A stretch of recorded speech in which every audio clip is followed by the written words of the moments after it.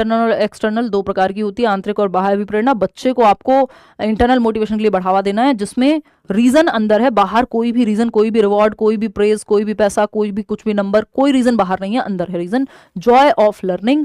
जैसे मैं अभी आपके साथ जुड़ी हुई हूँ, मैं 8 साल से डिस्कशन कर रही हूँ, हजार वीडियोस हैं यूट्यूब पे, सिलेबस चेंज नहीं हुआ है, प्रीवियस मैराथन भी देख लेंगे तो कोई दिक्कत होगी नहीं, नोट्स भी दिए हुए हैं, बैच में जो लोग हैं उनका सिलेबस टाइम पे पूरा हो जाता है। तो क्या मुझे यूट्यूब पे आके यहाँ इतने घंटे खड़े रहने की जरूरत है? अभी नहीं है, क्योंकि मैं ये शौक के लिए कर रही थी, मतलब पैशन के लिए शुरू किया था। इतने साल हो गए, 5 मिलियन लोग जुड़ने वाले हैं, ठीक है वो जुड़ गए, बहुत अच्छी बात है, लेकिन मुझे थोड़ी पता था, मैंने थोड़ी शुरू किया था कि टीचिंग में जो है इतने लोग होते हैं, मुझे तो पता भी नहीं था।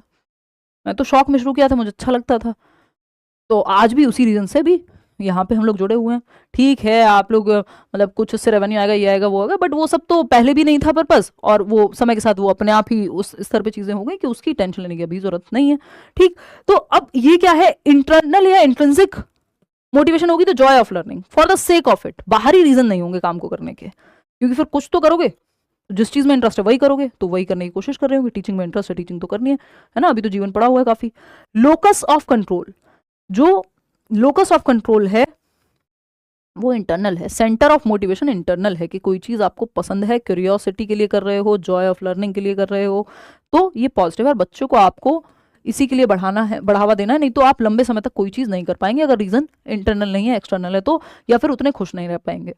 एक्सट्रिंसिक या एक्सटर्नल मोटिवेशन, इसमें रीजन बाहर होता है, हम इसको नेगेटिवली देखते हैं। किसी काम को शुरू कराने में तो ठीक है, बेटा चॉकलेट मिलेगी, बेटा इतने नंबर आएंगे, बेटा इतनी सैलरी मिलेगी, लेकिन एक टाइम के बाद इंसान फिर अंदर से खाली हो जाता है, लंबी रेस का घोड़ा नहीं बनता। यहाँ पे एक्सट्रिंसिक मोटिवेशन में लोकस ऑफ कंट्रोल, क्योंकि बाहर है, फर्स्ट प्राइज मिलेगा, पैसा मिलेगा, नेम मिलेगा, फेम मिलेगा, वट एवर, तो ये एक्सटर्नल रीजन है। आपको बच्चे में इंटरनल रीजन बढ़ाना, इंटरनल मोटिवेशन को बढ़ावा देना, ना कि एक्सटर्नल को।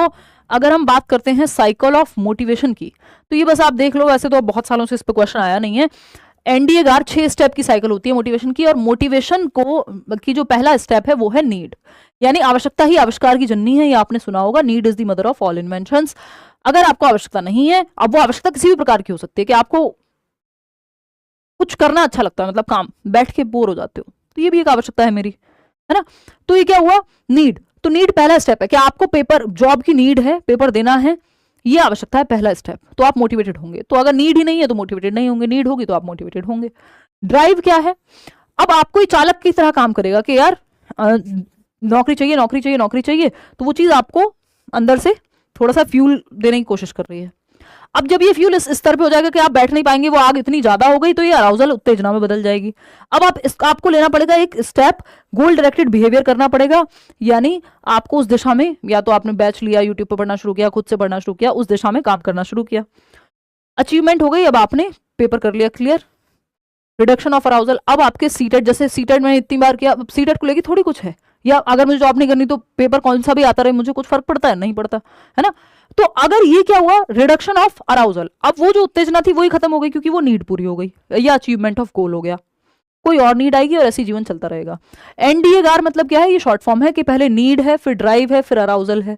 गार क्या है, गोल डायरेक्टेड बिहेवियर, फिर अचीवमेंट ऑफ डिजायर या गोल, और फिर रिडक्शन ऑफ अराउजल। तो ये साइकिल ऐसे ही चलती रहती है 6 स्टेप की। ये एनसीईआरटी साइकिल है, और भी साइकिल है मोटिवेशन की, बट